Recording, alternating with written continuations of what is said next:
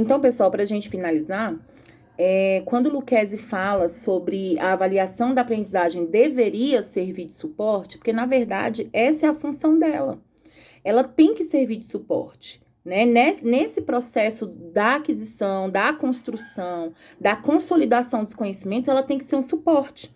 Ela tem que ajudar, ela tem que promover. Então, por isso que a gente chama de avaliação formativa. E por que que esse tópico teve esse nome de uma avaliação das aprendizagens para as aprendizagens com a aprendizagem? Porque o instrumento avaliativo, ele pode aparecer a depender do objetivo. Se o seu objetivo é coletar dados, então ele pode ter essa função. Se o seu objetivo é intervir, se o seu objetivo é usar a própria avaliação como aprendizagem, então depende do objetivo. Ela pode ser ela tem uma multiforma.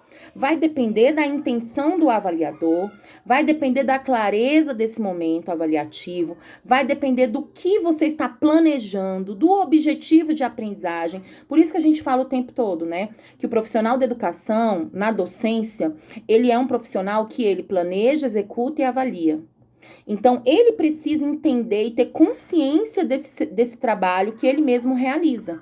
Porque se ele tiver essa consciência, qualquer instrumento avaliativo vira formativo na mão de uma pessoa que sabe onde quer chegar, na mão de um profissional que sabe o que quer fazer com aquele instrumento. Seja ele um portfólio, uma prova, um trabalho, um debate, uma resenha, uma roda de conversa, enfim, um jogo, um game, qualquer instrumento avaliativo, ele pode ser formativo. Vai depender se ele realmente está trabalhando para promover aprendizagens. Por fim, essa avaliação, seja ela diagnóstica, interventiva, né, processual, essa avaliação formativa, ela precisa ser coerente, ela precisa ser justa e ela precisa ser inclusiva. Quando a gente fala de coerente, a gente fala do que foi ofertado, né? A gente precisa ter clareza que eu não posso cobrar do meu estudante aquilo que não lhe foi ofertado, certo? Eu também preciso entender que eu tenho que considerar os diversos contextos. Existem estudantes que têm adequação curricular, certo? E eu também preciso promover a inclusão de quem já está excluído socialmente.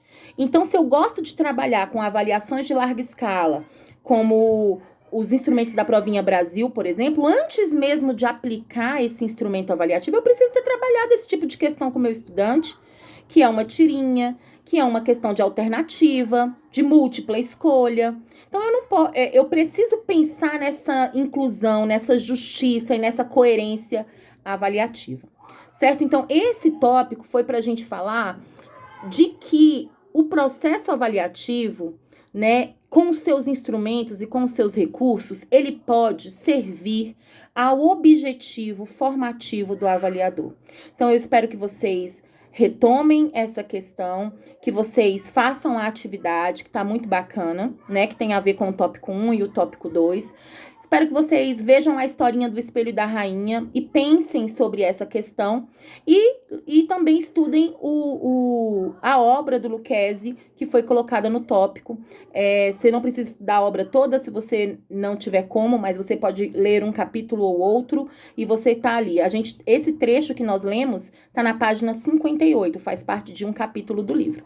Então, até mais, pessoal. Eu espero que a gente tenha conseguido abordar necessariamente questões relacionadas ao tópico e eu aguardo vocês para um próximo contato. Até mais.